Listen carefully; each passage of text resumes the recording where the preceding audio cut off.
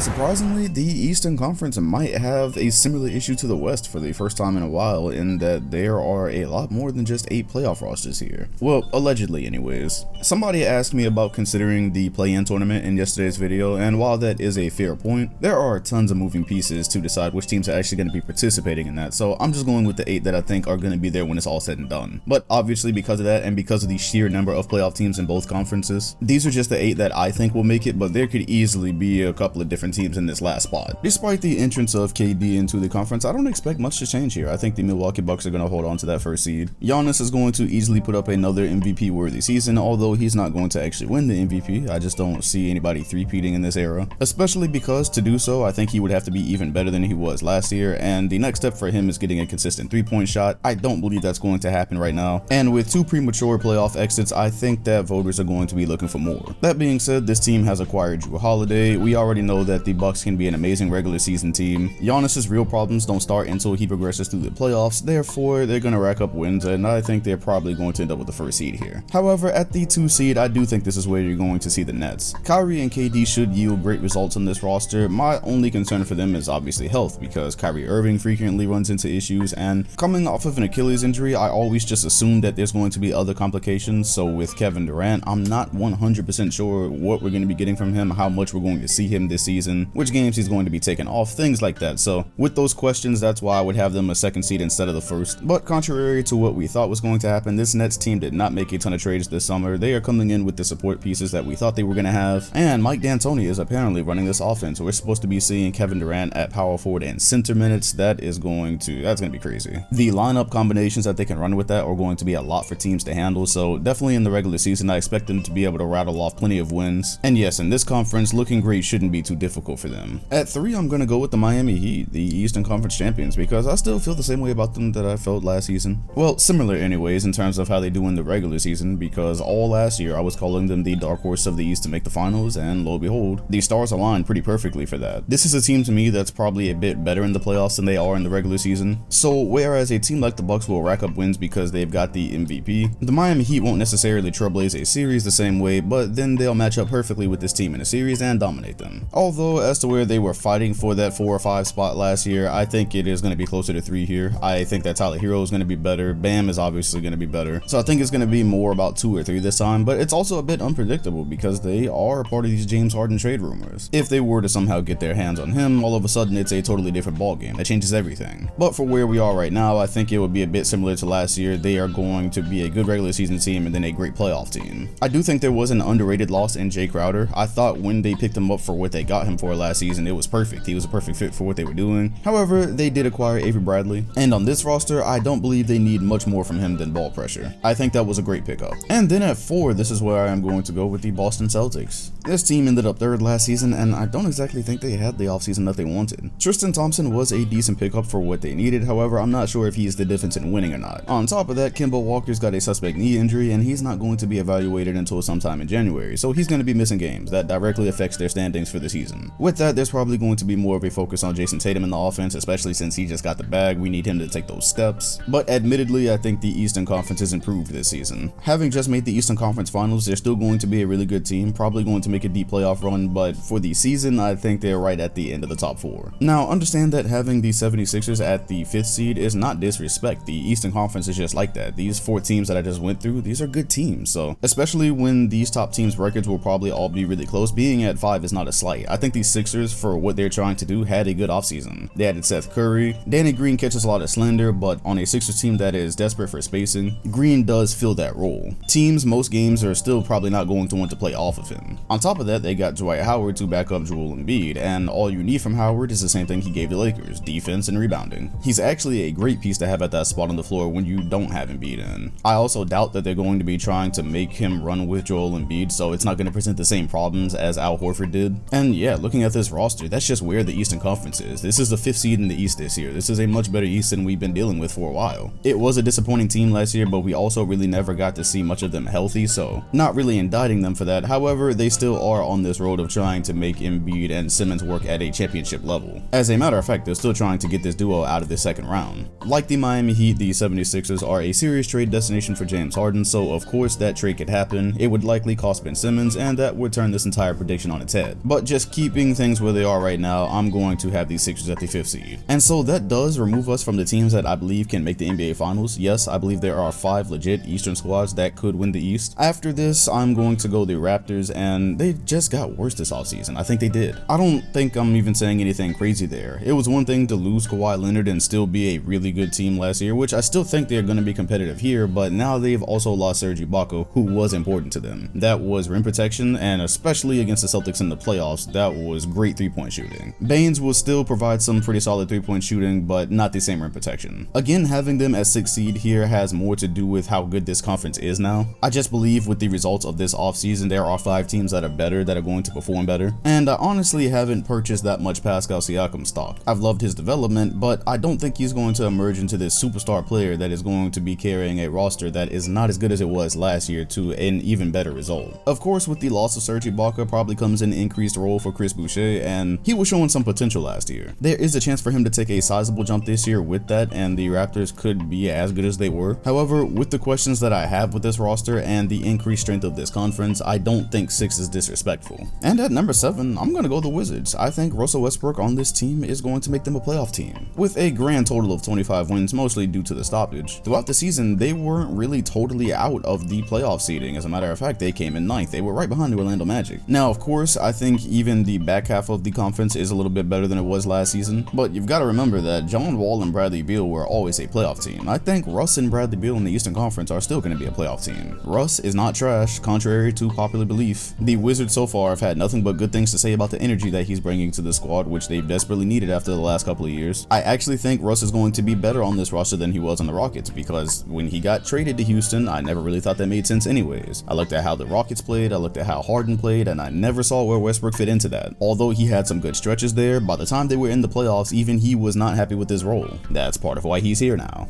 Beal, without a ton of help last season, had an incredible offensive season. At worst, Russ is going to relieve some pressure off him, make the game easier. I'm also very interested in their rookie Denny and what kind of role he's going to play here. I was surprised that the Wizards got him. So in the back half of the Eastern Conference, I do think that a Russ and Beal led team is a playoff team. The competition back there is probably a bit better than you'd expect, but I'd be surprised if the Wizards did not pull that off. And my 8th and final spot is going to go to the Atlanta Hawks. New faces, new places. I believe that Trae Young is going to see his first postseason. I've seen some questions, but I think they had a good offseason. You bring in Clint Capella, who is going to be good defensively and should be a good pick and roll partner for Trae Young, good shooting in Bogdanovic, and another good support piece in Gallinari. You combine that with the steps that I believe Trae Young will be taking this year, and at the edge of the Eastern Conference, yes, I think this should be a playoff team. Now, they are definitely going to have some competition, because I can hear Pacer fans saying, hold on, with the shortened season last year, we won 45 games. How are we just all of a sudden falling out? And I think they'll be falling out because A, this is a much improved conference. If you move the Heat, Sixers, and Nets over them, which I think is expected, that already bumps them down to 7th. So then after that, you've got all sorts of competition there. The Atlanta Hawks, the Wizards. I even think that the Hornets are going to be competitive. I don't think they're going to get one of the 8 spots, but they're going to be competing for it. So that's one thing. I believe by default they're moving down, but they're also going to be trying to reintegrate Victor Oladipo this season, and we don't even know if he's going to finish the season there. One day we hear that he's going to be traded, then he wants to be there forever. That whole situation is screwy, and I don't think Oladipo is going to be a Pacer for much longer. But if we just play with the cards we have and assume that he was, then what level is Oladipo getting back to after that devastating injury? Because he wasn't even close last year. We didn't expect him to be. There was a bubble. He hadn't played in a while, so there should be some improvements, and I think he'll, in a contract year especially, he'll definitely be trying to show that he can get somewhere close to that level again. With the style of basketball that the Pacers had to play to reach that level without him, it's going to be interesting to see him trying to reach that level while trying to integrate himself into that. So the Pacers, I think, will still be a good team, but again, that is just the nature of the Eastern Conference this year. This is not the same conference where anybody can just make it off of anything at the end of,